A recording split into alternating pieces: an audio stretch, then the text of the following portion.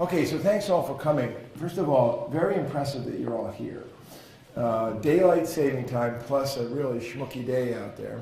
We have to pray for the DePatty's energy and power that it returns by the time they come home. Thank you. Yeah.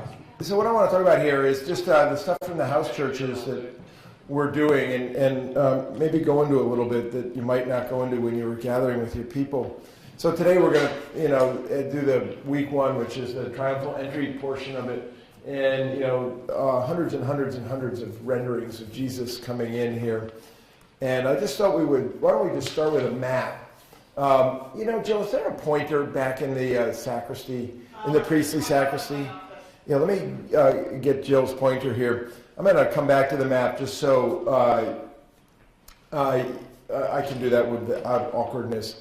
So I just want to say that some of you are going to go, Faith, you're going to go on the Holy Land journey. So this is Jesus goes through Bethany, right? And we hear about Bethany and Bethpage. That's what Bethany looks like today. It's on the back end of the Mount of Olives, and it's very much what it looks like in the Middle East, a kind of rolling green there with all the houses looking the same. A lot to be said about all of that. Now, also, I'm just starting off with a little bit of geography here because we get a fair bit of geography in the Gospels that tell us where Jesus is and is going. And what comes off as one there is that's the Mount of Olives, what you can see there. And then two, of course, is two is the old city of Jerusalem, but two is really smack dab in the middle of what is known as the Temple Mount. At least in Jesus' day, and to the Hebrew Jewish people, it's still the Temple Mount, and it's the noble sanctuary to the people of Islam. Now, just to say, because we're going to hear again Jesus in these places, we might as well know, hey, thank you for that. Fantastic. Okay. Dang. Aha. Okay, so I'm going to, because I've been waiting for Eric to get here, I just wanted to get this just right. Okay, so we're going to hear today that Jesus is going through Bethany up into Bethpage. This is the Mount of Olives. And the Mount of Olives is actually higher than Mount Moriah, which is the mount that Jerusalem proper is built on. So this would be a path. That path still exists today to some degree. And so the top of the Mount of Olives is actually, there's a Church of the Ascension, right? So we would say that it's believed that Jesus ascended at the top of the Mount of Olives and that he'll return to the top of the Mount of Olives.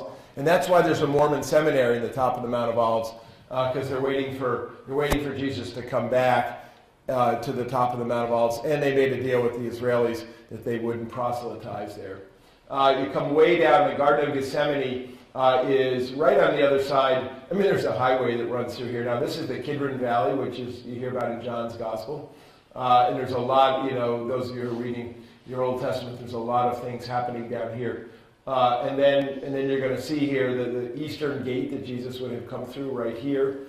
And then this question of the Temple Mount. This is a 40-acre space that was done by Herod the Great, who was a terrible man but an incredible engineer.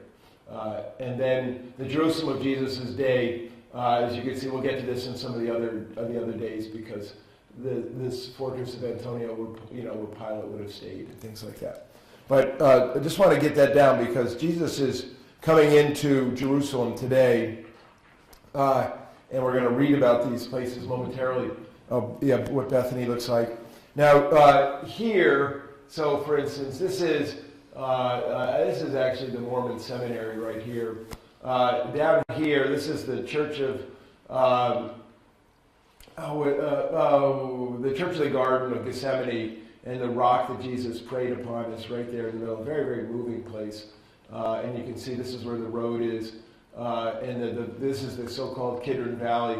And you come up the hill, and so Bethany and Bethpage, where Jesus was, is over in this area here, up and over, and then down into, and then down and up into Jerusalem. Remember, everybody always goes up into Jerusalem. This is another area where graves are. These are all gravestones. This is another view of part of the mount. I can't remember whose grave this is. It's like Rachel or something like that. So I can't remember whose grave that is. But that's another side of Gethsemane. Sorry, not Gethsemane, excuse me, of the Mount of Olives. Okay, so here we are.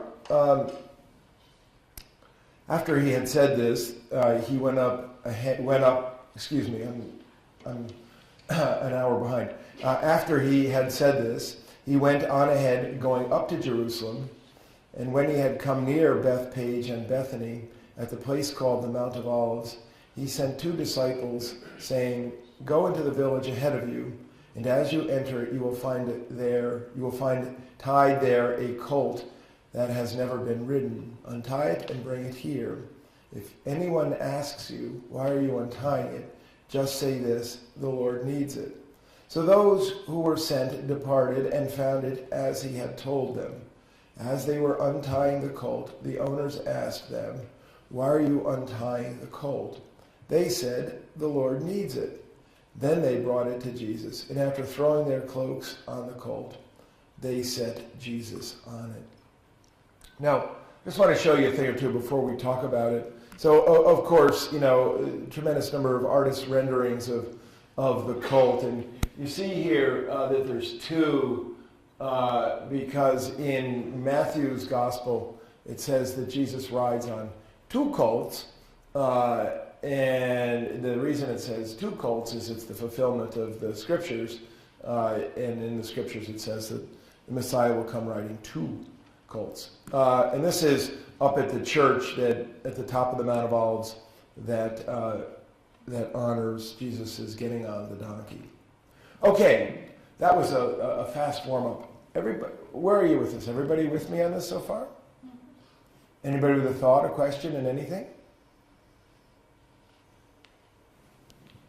Okay. Then I think we need some coffee for these people. It's very impressive they're here, but they are sound asleep. Okay. Well, Peter, if you go back, yeah. I did have a couple of comments sure. on the first passage. Yeah. One is that when you consider what must have been going through Jesus' mind and all that was to take place, I think the fact that he was so calm and in control of his situation to be able to tell 2 of his disciples to go in, and he knew what was going to happen. He was able to tell them exactly what to expect. And I find that to be so amazing that in spite of what he knew was coming, that he just was in complete control of the situation. Yeah, beautiful. Yeah, beautiful. Yeah. I mean, do we think that Jesus knew everything that was coming? I mean, it's so say that Jesus... Yeah, so remember those who were here in church last week, where it says that he was in the Mount of the Transfiguration, and he was talking with Moses and Elijah about his departure that was to be accomplished in Jerusalem. And so, we have the 3 times that Jesus predicts that he will be killed by the religious authorities and then rise again. So, whether or not he knows blow by blow, he certainly knows he's going to die. Seems to know he's going to die. And seems to be soul prepared for such a thing. We see a little bit earlier in John's Gospel, which we don't see in the other Gospels, where they seek to kill him, and Jesus, in some sense, runs away and hides. But he runs away and hides, saying things like it's not his time. And in the Gospels, he doesn't back away or back down from it. There's a lot of really interesting novels written about what would happen if Jesus had not gone through it and he had married Mary Magdalene and all that stuff. It's a source of great fascination amongst novelists. But, for the most part, yes. He kind of knows what's coming. Yeah. Then why, when he was on the cross, it was actually happening, did he question? Why have you forsaken me? Oh, yeah. So, the 7 last words, Jesus on the cross, range wildly. And so in Mark's Gospel, where my God, why hast thou forsaken me? Which is from Psalm 22, is the Mark's understanding of the story. which is completely different than St. John's understanding of the story, where you get, it is finished. In other words, I did it. Where Jesus rules the world from the cross in John's Gospel. And in Mark's Gospel, Jesus is a victim who's been slaughtered by the unrighteous in a completely unjust and unfair thing. One is so much more positive. Yeah. And in the world, yeah. I felt the first way, John's way, it's finished, I've lived my life, I've done this, or, oh, poor pity me. I wish we could emphasize John's aspect. Yeah, I've heard that version. Yeah, well, we try to get all the aspects and to say that they are all truths about Jesus' life. But yes, they're very, very different. Jesus doesn't quite get into poor pitting. No, I don't me. mean he does. I meant in the world today, the victim. The victim. And Yeah. It comes off as being the victim. So we theologize as people of followers of Jesus based on both positions of Jesus. One is the people who are slaughtered unfairly. We believe that Jesus identifies with particularly closely. We also believe theologically that something happened on the cross, that there was tremendous, that it was God-driven in the soul of Jesus as he became incarnate. That he had a particular and unique mission in the world, and that particular and unique mission involved his having to die in order to live again, and that was not random, and that was part of God's salvation plan, and that as part of God's salvation plan, at some level, even if Jesus was a victim, he was still ruling the world from the cross. So we move between both of these positions. And I guess my question had more to do with, since Jesus was fully human and fully divine, did something happen on the cross that crossed him over into that? I guess that's more, it's kind of like, as a human when you're living, you trust in God. And so if he felt God had said these things were going to happen. But I guess it's a theological question of, during his time on earth, was there a crossover on the cross or whenever when he went back to being fully divine? So that's a really good question. So we would theologically say that he was always both at the same time, and that he never lost his full divinity even when he felt that God was forsaking him. And that part of Jesus' full humanity. I mean, who amongst us hasn't felt that God has forsaken us at some point, right? That is part of our experience of God, is the experience of not God, and that when Jesus enters fully into the human condition. So we would say that at the baptism, when Jesus, who was without sin, and goes to his baptism with John, and he enters the muddy waters of the Jordan River, he enters the muddiness of what it means to be human. And that this sense of forsakenness is also part of that. And so he is joining with us in our moments of devastation. And that's what part of that is. So, we would say that he hasn't lost that. Yeah, Sue?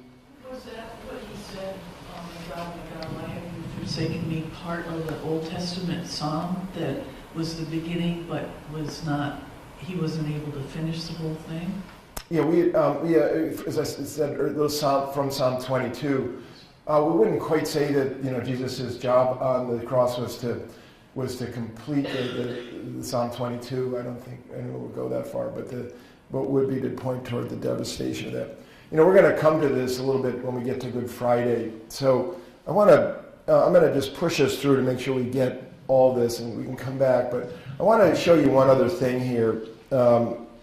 So just back to the map, you can see that Jesus is coming in this direction.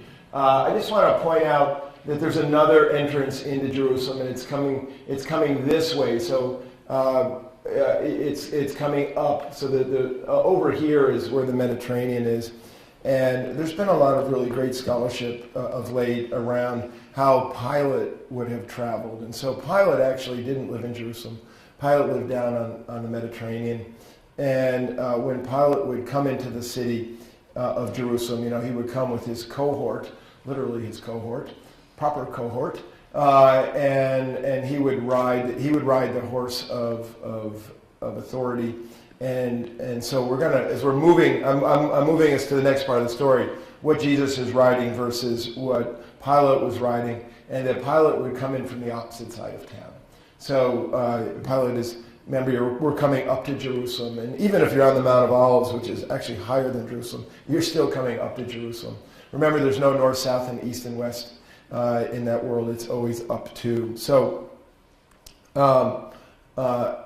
again here, now we head into this portion. So as Jesus rode along, people kept spreading their cloaks on the road.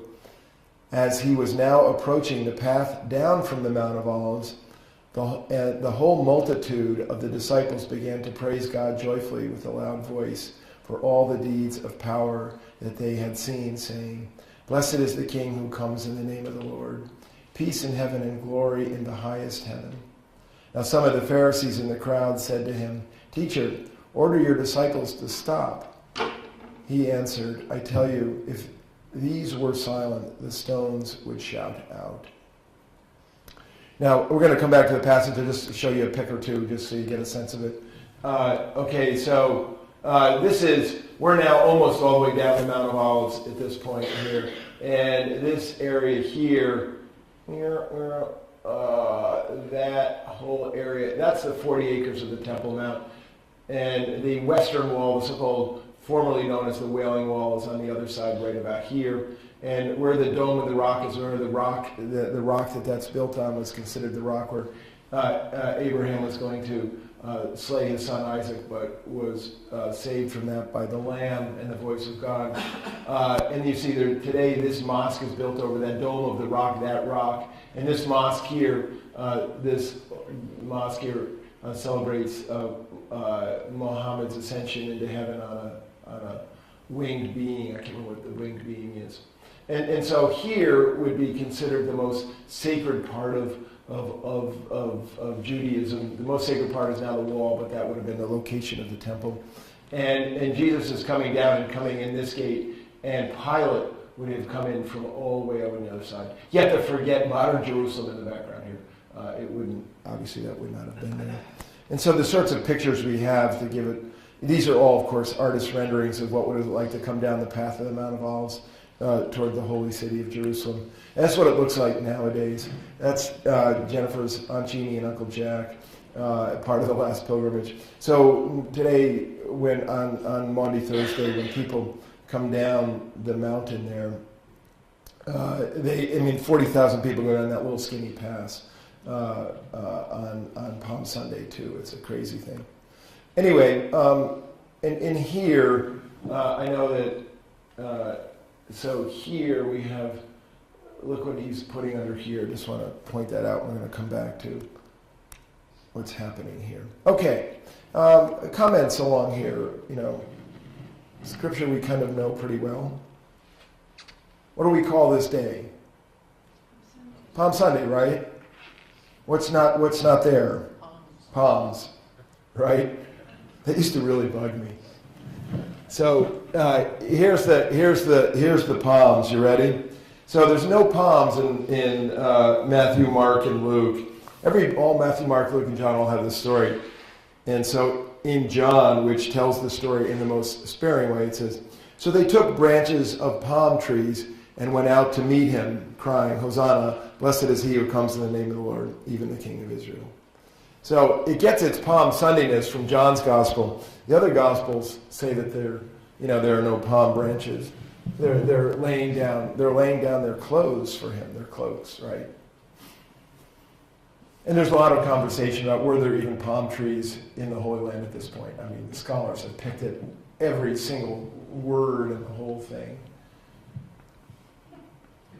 Okay, what else? Yeah, Eileen? It's just kind of shocking to think that 5 days later, they crucified him. 5 days after this. And the crowd, when given an option to release Jesus or Barabbas, they said no, Barabbas. So how do they go from this, praising him, laying down their cloaks and palms, and blessing the king, and then they crucify him? How does that happen? Yeah, that's a really interesting question. It's something that we've all pawed on a lot through the last 2,000 years. I think of it as the United States of America, right? So we look at our discourse in our world today. We have people that are so in complete disagreement as to be in completely two different camps, even though they're on the same team, right? And so I think you can assuredly have people that were up for getting rid of Jesus and those who were dedicated to Jesus. I think it's all. Wasn't it also the case that most of the people who are praising him here think he's coming in to take out the Romans?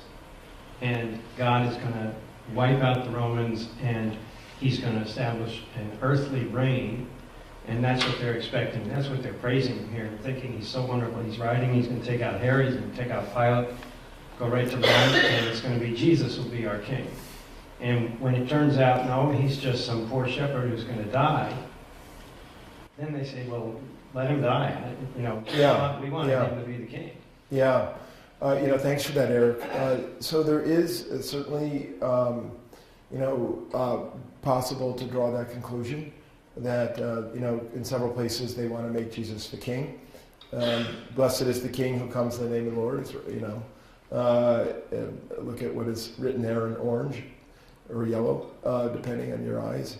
And whether or not Jesus was a disappointment to what was a Messiah to be.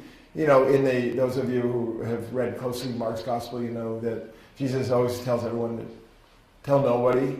Tell nobody. The messianic secret, as it's known, and and one of the issues there was what was the Messiah to be, right? So if he's the Messiah, everybody had different ideas about what the Messiah was to do and to be. And I don't think Jesus wanted to be stuck with the label. He wanted to be stuck with people's aspirations for what they thought the Messiah would be. So I think that's certainly part of it. And when they say crucify him, doesn't it also say in the Gospels that the people said that at the urging of the scribes and Pharisees who were kind of getting them to do it? Yeah. Certainly the religious authorities, come off as being the real issue here, not the people per se. The whole question of Jesus' relationship with religious authorities and the scribes and so-called scribes and Pharisees, and then when he gets to Jerusalem, he meets with the Sanhedrin, with the 70 elders that are the leaders of the community,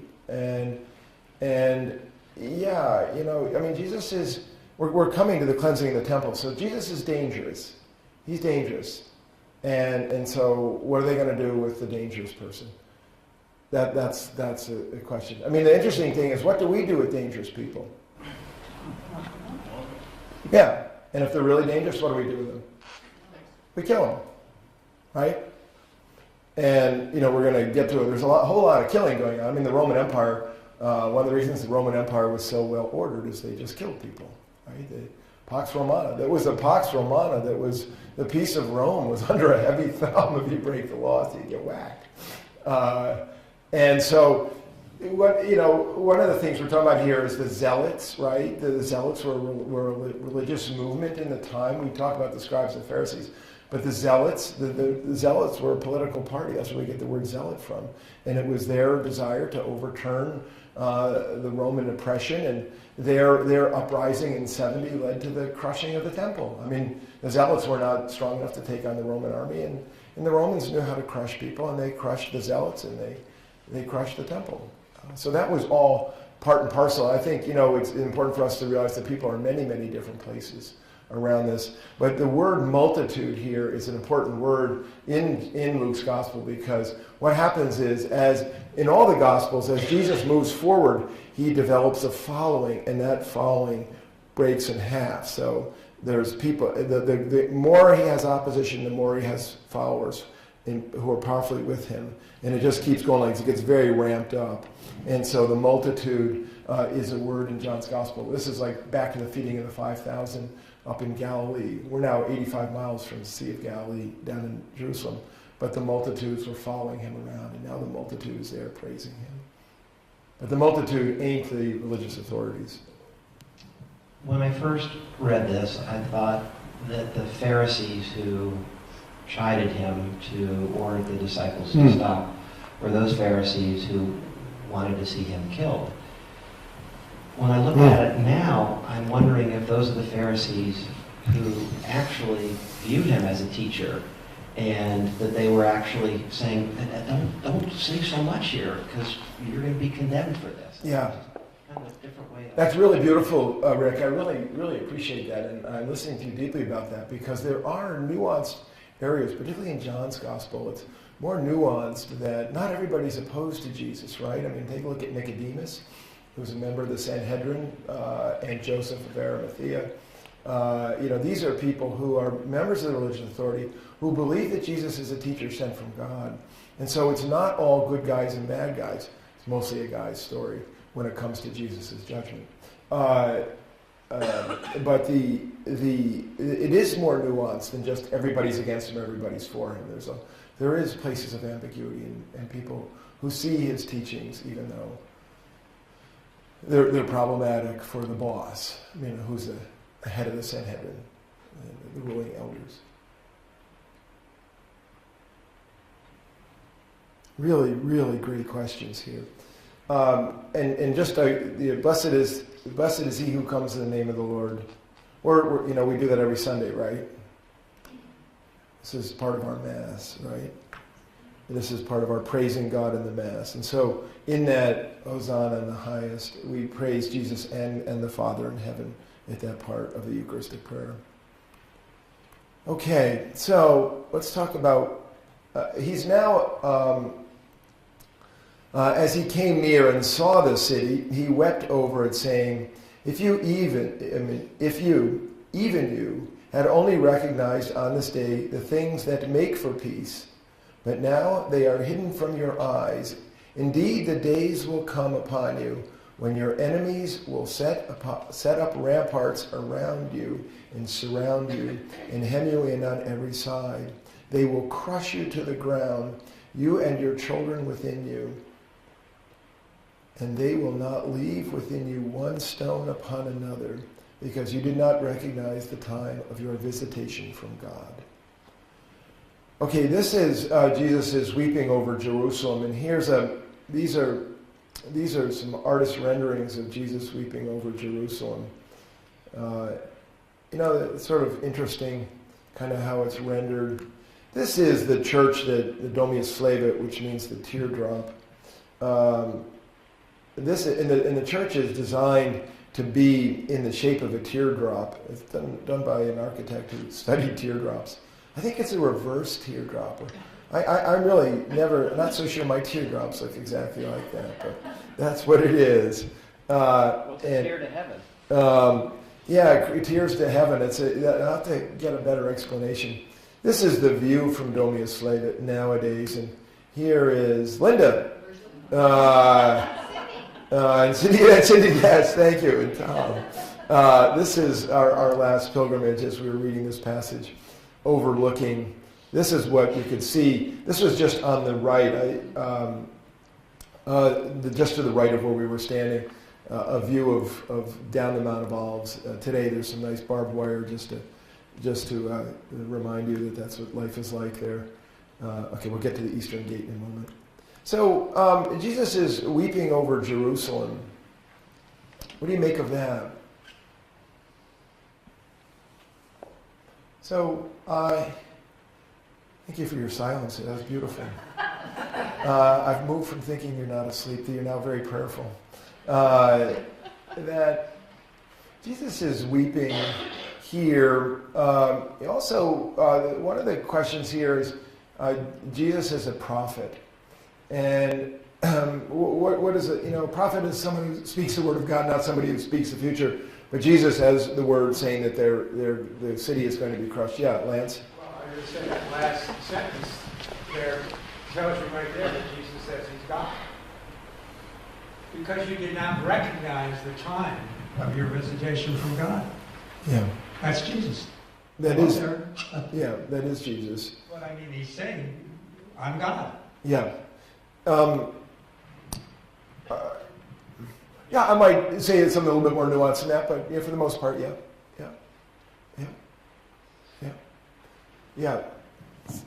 Is he referring to the walls being built around Jerusalem? So the walls of the old city of Jerusalem, it's always been a walled city. It's a fort, basically, because it gets run over all the time.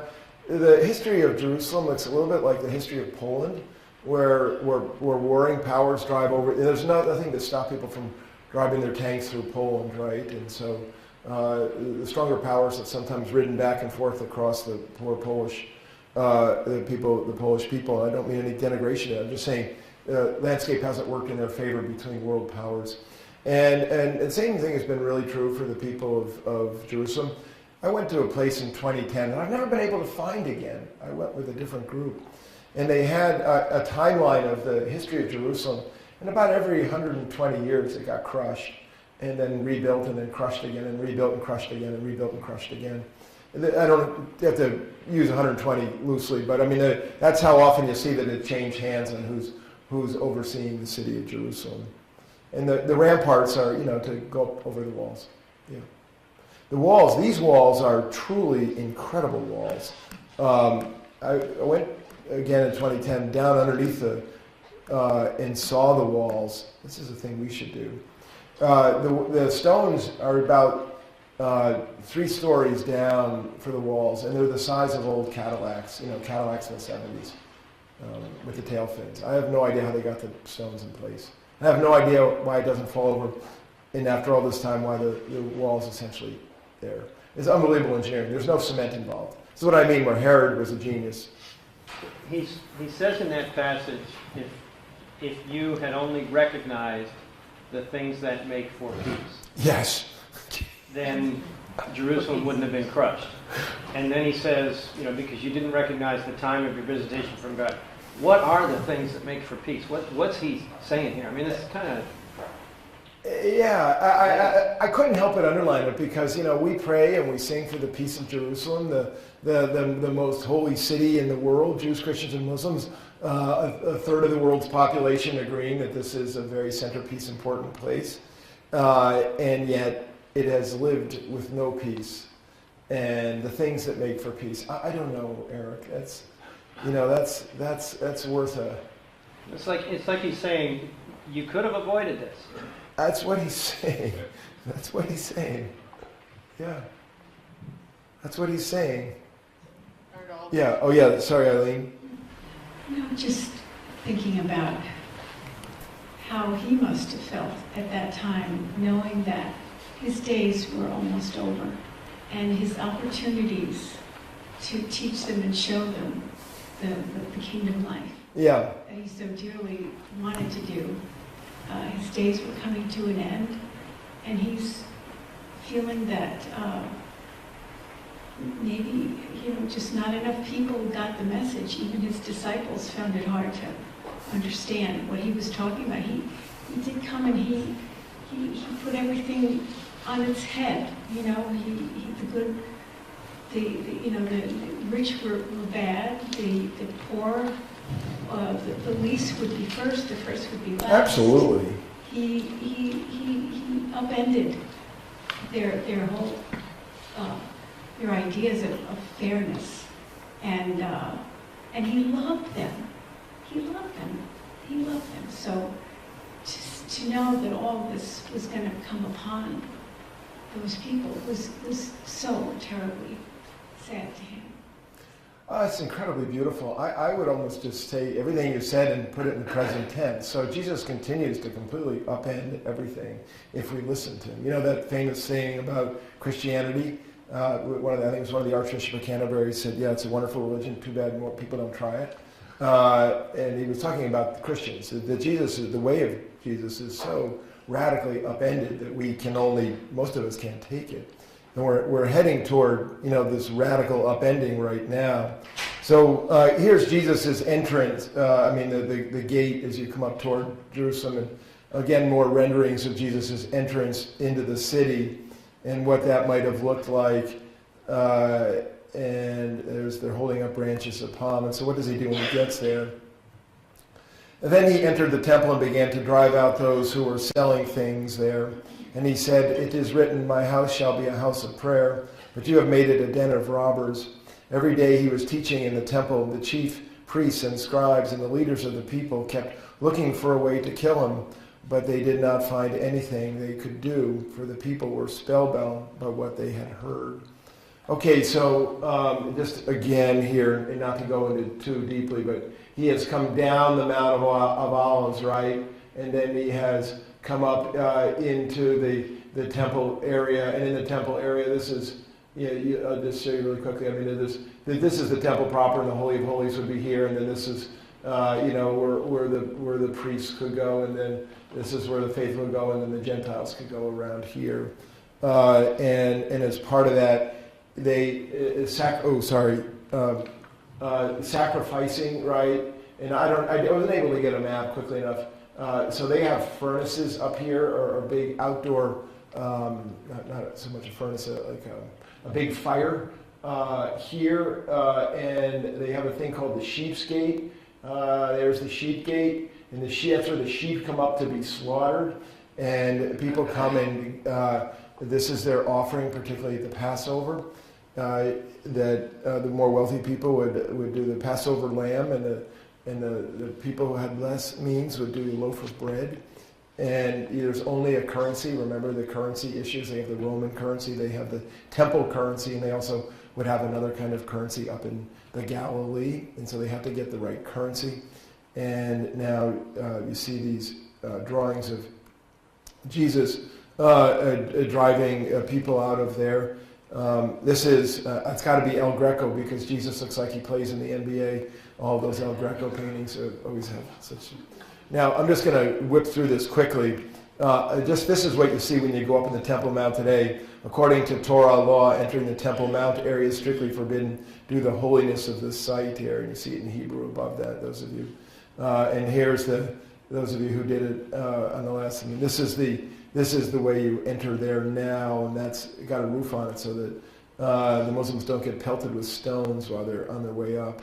And here is a picture of Gus Walsh in his Phoenix Suns t-shirt playing soccer with a little Palestinian boy at the Temple Mount in 2015. And here's another picture. You can begin to see the expanse of the area where of the size of the Temple Mount, and then one of the gates. So just wanted to show you that, because this is what's taking place. That's where this action is taking place up there. Okay, so obviously this, biblically, this is the last straw, right? This is according to the Synoptic Gospels. This is done in John's Gospel at the beginning of Jesus' ministry. But in the Synoptic Gospels, this is done at the end of Jesus' ministry. And this is the final straw, as they say.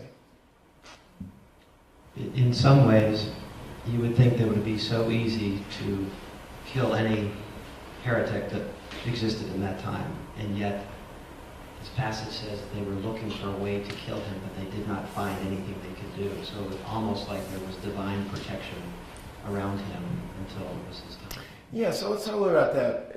What is one of the reasons they're looking for a way to kill him? Or not reasons. Why is it a problem? Why is it hard to kill Jesus? Not just that there's part of that is the multitude.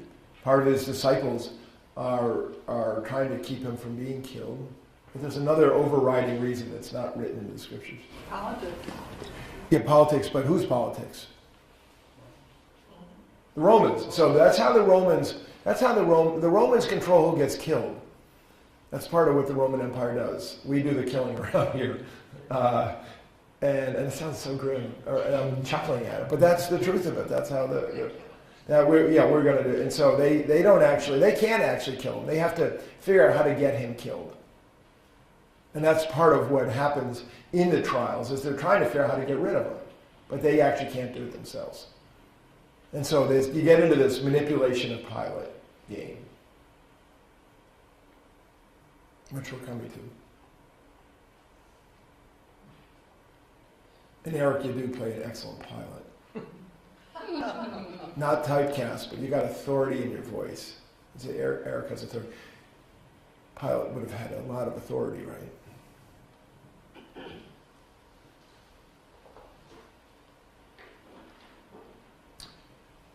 So I just say that my house shall be a house of prayer. That's a quotation from Zechariah, I believe. But the fullness of that quotation is, my house shall be a house of prayer for all people. And so you'll see that on, I think it's the Cathedral St. John the Divine in New York, or perhaps it's the Cathedral, Grace Cathedral in San Francisco. My house shall be a house of prayer for all people. And it's one of the reasons that Episcopal cathedrals also have periodically, if a mosque gets blown up, you'll find that they will lay the Muslim prayer rugs in one of the side chapels at one of these cathedrals because of this piece. That the theology of Episcopal cathedrals is based on this line, that we are Jesus followers, but God is for all. God is for all peoples, and so you sometimes see that.